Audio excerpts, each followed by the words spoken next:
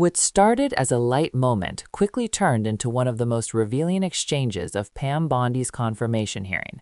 Senator John Kennedy of Louisiana opened with humor, but beneath the jokes was a serious message about power, loyalty, and how justice is supposed to work in Washington. Senator Kennedy. Thank you, Mr. Chairman. General, I admire your spunk. Coming from you, Senator, that is a huge compliment. You know, I learned the hard way up here. You may know it already, but up here, if you turn the other cheek, you just get it in the neck. Oh. You're friends with President Trump, are you? Yes, Senator, and I spoke to him this morning. You're not enemies. No, Senator, I don't think I'd be sitting here if I was an enemy. He'd be crazy to have me sitting here if I was an enemy. So you're friends. Yes, Senator. I find otherworldly this suggestion by some of my colleagues that somehow disqualifies you. Have you ever seen a president of the United States appoint his enemies to his cabinet? Exactly, Senator. I think many presidents, including President Obama, were friends with his attorney general throughout the years. Okay. I want to also ask you about one of the suggestions of my colleagues. I wrote it down. He said he was concerned that, quote, you would start with a name to prosecute and then look for a crime, unquote. It made me immediately think of District Attorney Bragg in New York, who actually in 2019 ran a campaign in large part suggesting that if you elect me, I'll prosecute Donald Trump. I believe there were others as well, Senator. Right. How long were you a prosecutor? 18 years. Okay. Is there anything in your background to suggest that my colleague's suggestion that you would start with a name and then look for a crime, is there anything in your background that would give him basis to say that? No, Senator. Okay. Have you ever done that?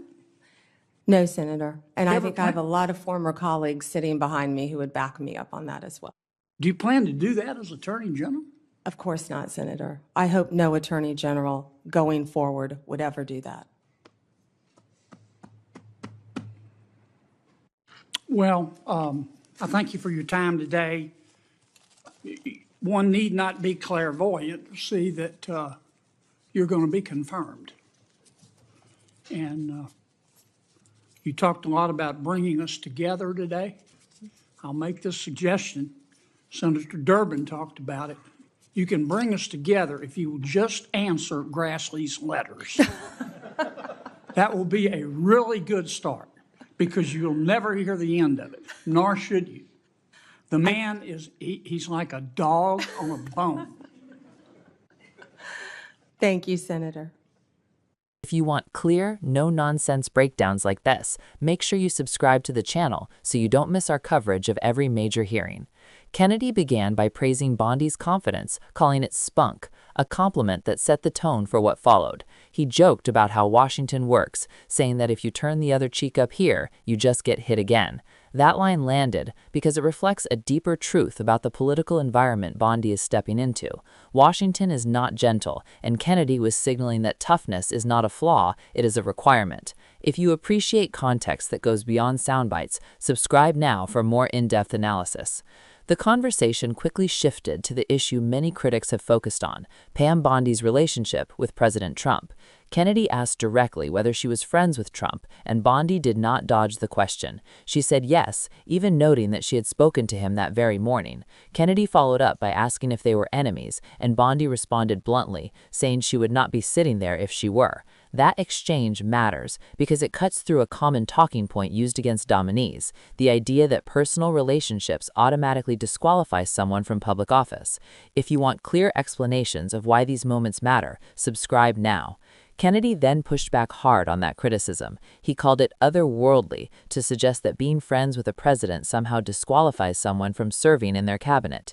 He reminded the room that presidents have always appointed people they trust, including President Obama, who had a close relationship with his attorney general. This was not just a defense of Bondi, it was a broader argument about how executive leadership has always functioned in American history. For more historical context tied to today's headlines, subscribe now. The most serious part of the exchange came when Kennedy addressed a claim made by other senators that Bondi might start with a person she wants to prosecute and then look for a crime. That phrase carries heavy weight because it strikes at the heart of prosecutorial ethics. Kennedy immediately contrasted that accusation with the case of Manhattan District Attorney Alvin Bragg, who openly campaigned on prosecuting Donald Trump. By doing so, Kennedy reframed the criticism, suggesting that what Bondi was being accused of is something voters have already seen happen elsewhere. If you want these comparisons explained clearly, make sure you subscribe. Bondi responded by grounding her defense in experience. She reminded the committee that she spent 18 years as a prosecutor. Kennedy asked whether there was anything in her background that would support the accusation that she targets individuals first and looks for crimes later. Bondi answered no, firmly, and added that former colleagues sitting behind her would back her up.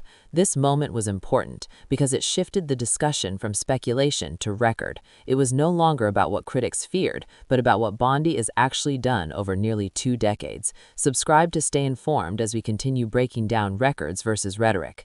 Kennedy pressed one final time, asking whether she would ever operate that way as Attorney General. Bondi answered clearly, saying no, and adding that she hoped no Attorney General ever would. That statement reinforced a key principle of the justice system, that prosecutions should be based on evidence and law, not politics or personal animus. For more explanations of how these principles apply in real time, subscribe now. As the exchange wrapped up, Kennedy made a prediction that many observers quietly agree with. He said, "One need not be clairvoyant to see that Bondi is likely to be confirmed." He then offered a piece of advice framed as humor but rooted in reality. He told her that if she truly wants to bring people together, she should answer Senator Grassley's letters. He joked that Grassley is like a dog on a bone, but the message was serious. Transparency and responsiveness matter, especially at the Department of Justice. If you want continued coverage as this confirmation process moves forward, subscribe now so you don't miss what happens next.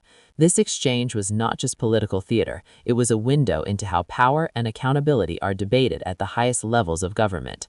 Understanding these moments helps explain not just who gets confirmed, but how justice may be administered in the years ahead. Subscribe to the channel for more clear, human, and informative breakdowns of the stories shaping our political future.